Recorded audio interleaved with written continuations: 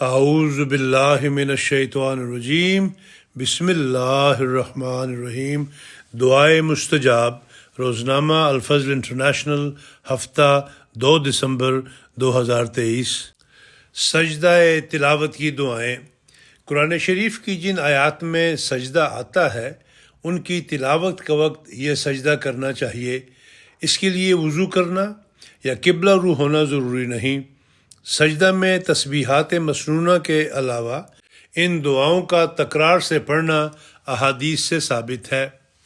سجدہ وجہی للذی خلقہ وشق سمعہ وبصرہ بحولہ وقوتہ۔ ترمذی کتاب الدعوات، باب ما یقول فی سجود القرآن۔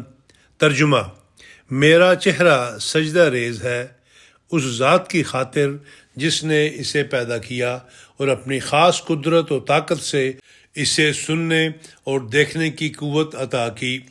اللہم اکتب لی بہا عندک اجرا وضع عنی بہا وزرا واجعلہا لی عندک ذخرا وتقبلہا منی کما تقبلتہا من عبدک داؤد۔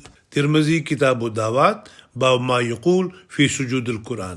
ترجمہ: اے اللہ، میرے لیے اس سجدہ کے ذریعہ اپنے پاس اجر لکھ لے اور مجھ سے اس کی وجہ سے بوجھ اتار دے، اور میرے لیے اپنے پاس ثواب کا ذخیرہ کر اور مجھ سے یہ سجدہ قبول کر جس طرح تو نے اپنے بندے داؤد سے قبول کیا۔